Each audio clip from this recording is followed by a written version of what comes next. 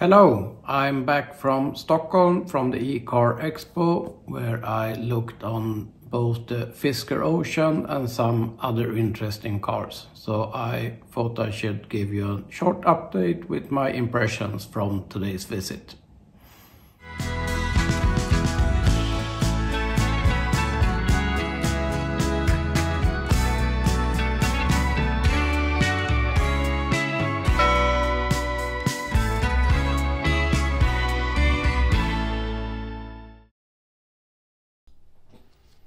So today I visit the eCarExpo in Stockholm. It's an exhibition focused on only electric cars and accessories and services for electric cars.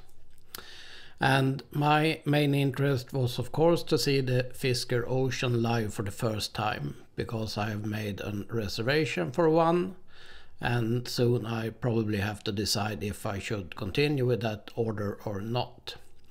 And yesterday I published a video about why I was thinking about changing my new BMW iX1 to a Fisker Ocean. So I put the link up in the corner to that video so you can watch that also.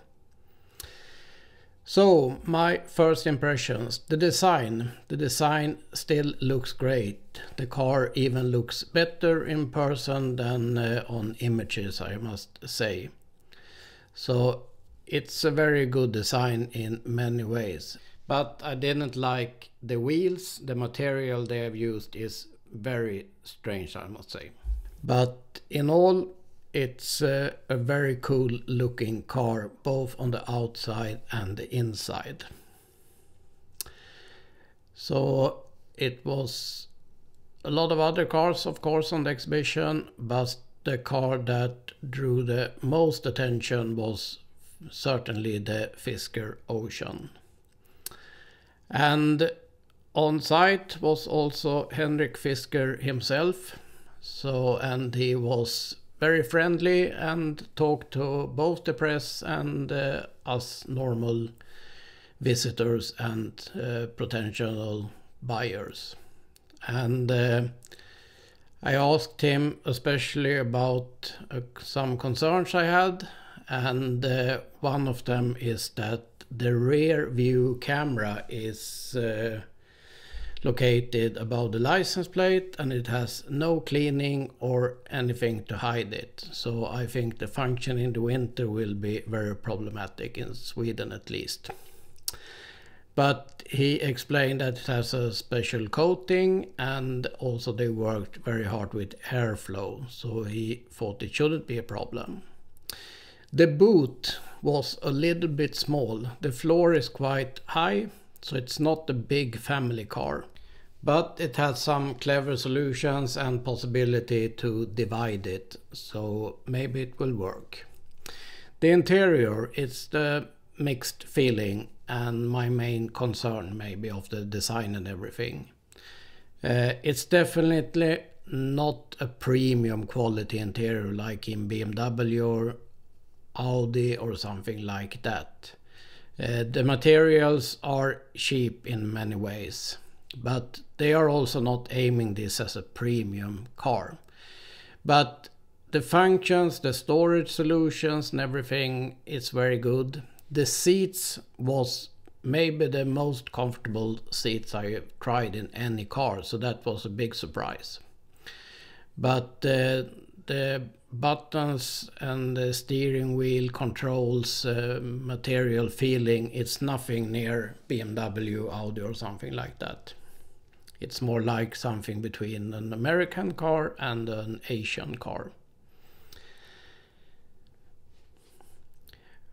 But it has some clever solutions. It's got this rotating screen.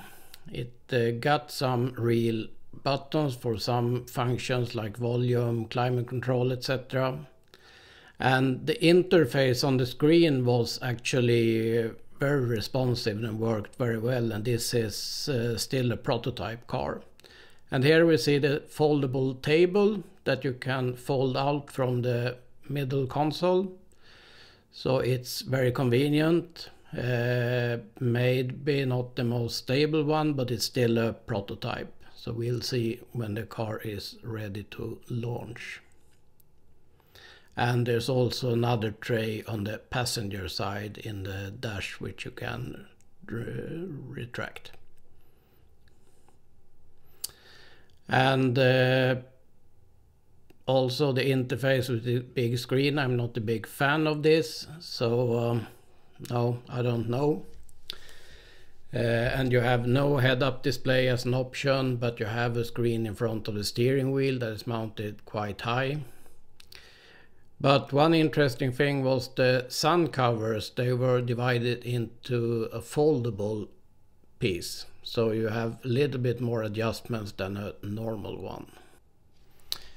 Of course, there was a lot of other interesting cars on the exhibition, like this one, the Volkswagen ID Life, a really cool little car. And then we have the Skoda Vision 7S, also great looking, but nothing special, I must say. It's just another concept car. But this one is interesting, Hyundai N-Vision 74.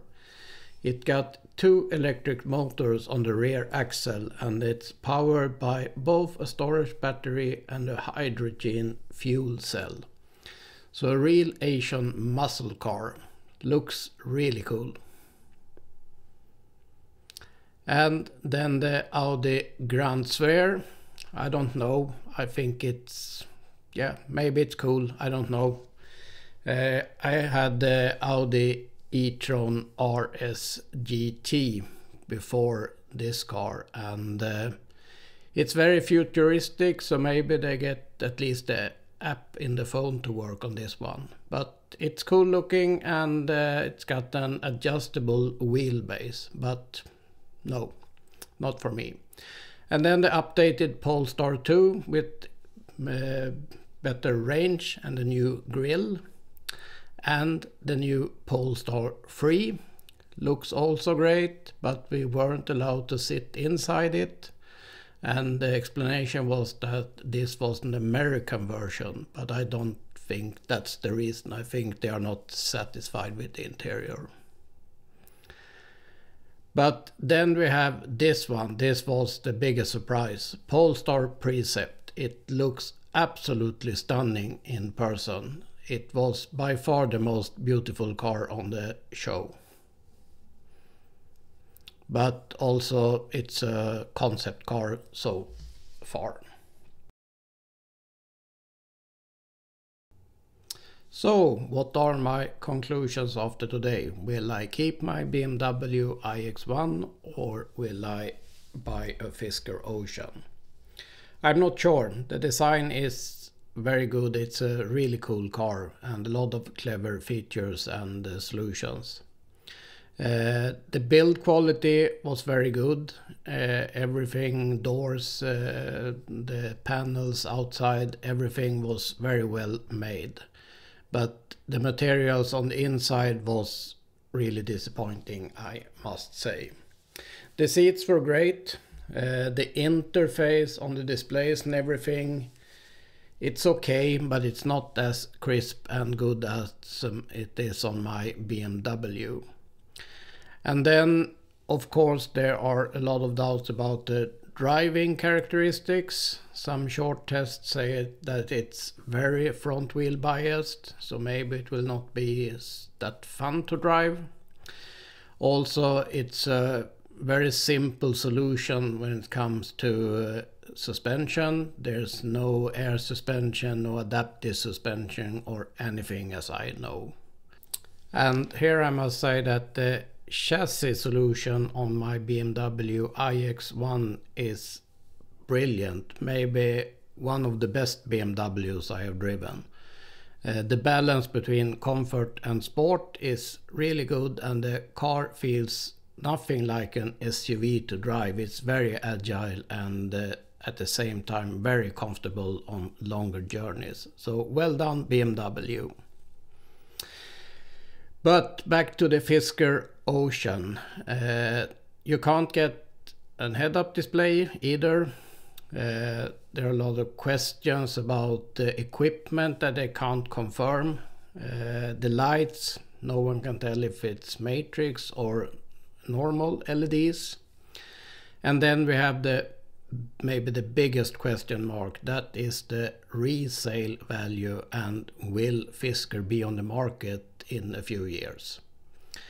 In the sales material, they have promised that there should be some options to subscribe to the car, like Polestar Volvo, or with a guaranteed resale value, but no details so far. And we should also remember that Henrik Fisker made an attempt several years ago with the Karma, and that company went bankrupt and the car disappeared from the market. But I really hope that he will succeed with this, because it's a very interesting concept. But will I buy it? Maybe if they offer a subscription or something, then I can try the car. But otherwise, I think I will probably wait and see what happens with the car and the company.